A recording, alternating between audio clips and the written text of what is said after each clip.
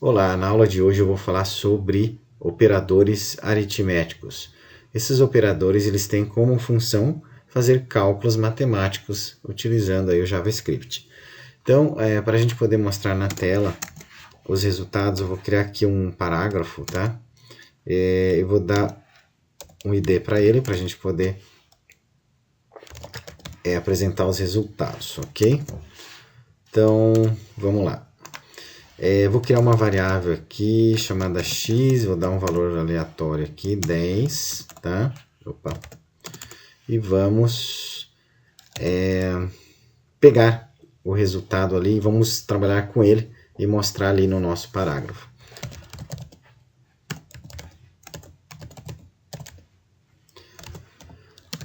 Então, eu estou fazendo o seguinte, facilitando aqui para a gente mostrar o resultado. Eu vou deixar aqui vazio por enquanto. E então vamos colocar um comentário aqui primeiro, né? Colocar um comentário aqui falando sobre os operadores. Então, o primeiro operador que eu vou falar vai ser o operador de soma. O operador de soma é representado pelo símbolo mais, é o mesmo utilizado na aritmética mesmo, né? Então, eu atribuí o valor 10 à variável x, então eu vou fazer o seguinte aqui, ó. Eu vou pegar aqui e vou simplesmente pegar o x, a variável x, e somar com 2. Vamos ver o resultado que vai dar para a gente. Então, deu o número 12 aqui, ó. Ok? É o que a gente esperava. Ok? Agora, vamos fazer o seguinte. Vamos utilizar o próximo operador. Vou apresentar aqui para vocês. Bem intuitivo. É o de subtração, que nada mais é do que o sinal de menos, que é o mesmo também na aritmética. Então, vamos só substituir aqui por menos, sinal de menos. Então, a gente vai esperar que o resultado seja 8, porque 10 menos 2 é 8. Ok, vamos atualizar aqui, deu 8 certinho.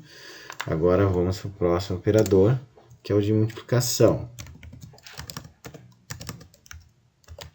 Operador de multiplicação seria o asterisco. Então, não seria o x. Se você tivesse pensando que fosse igual na aritmética, não é. Então, a gente vai utilizar aqui o símbolo de asterisco. Então, substituir aqui. Então, x vezes 2, ou seja, 10 vezes 2, teria que dar o valor 20. Ok, deu certo. Agora vamos para o próximo. O operador de exponenciação.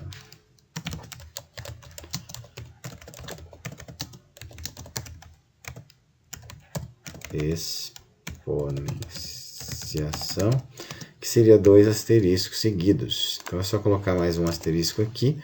O que eu estaria fazendo aqui? Pegando a variável x e elevando a 2. Como a variável x eu atribuí o valor 10, então 10 ao quadrado seria 100. Ok? Então vamos ver aqui. Deu o resultado 100, correto. Agora vamos trabalhar com a divisão.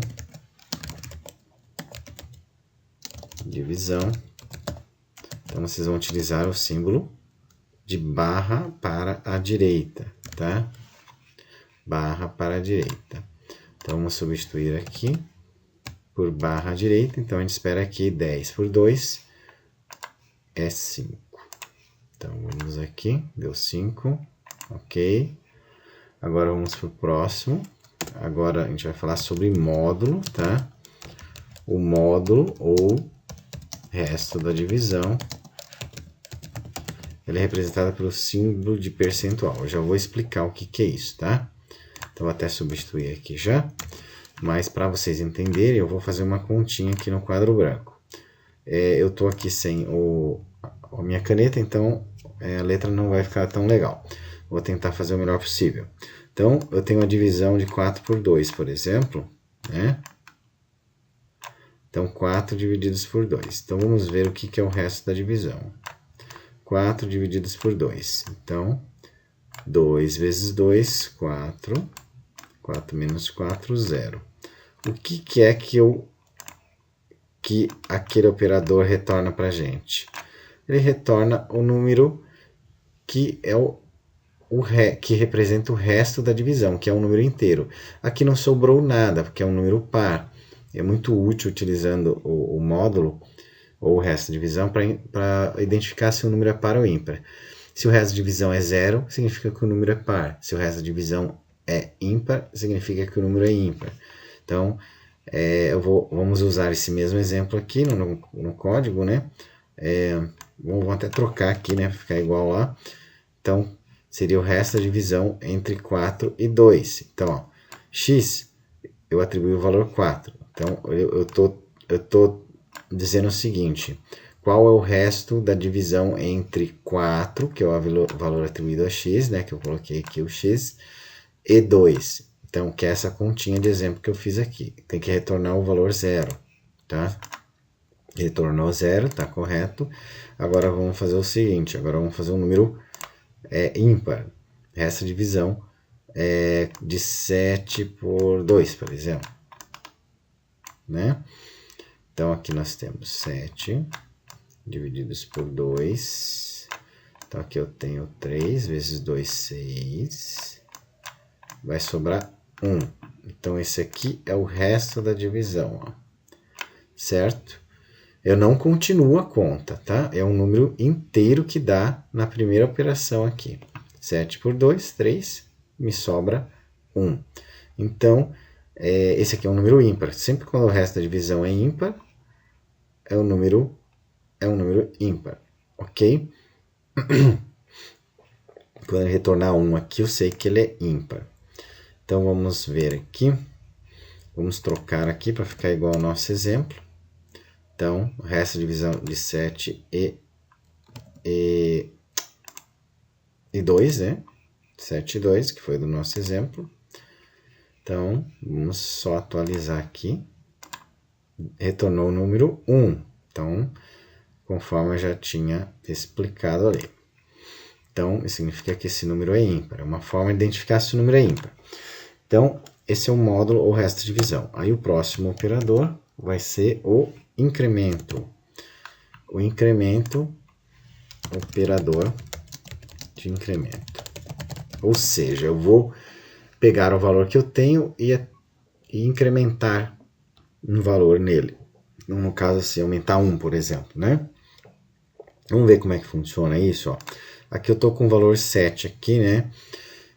Vamos pegar aqui e fazer o seguinte. Vamos pegar aqui o x, a nossa variável, e vamos incrementar 1. E aqui eu vou dar uma dica para vocês aí, para vocês não confundirem que tem duas formas de trabalhar com o incremento.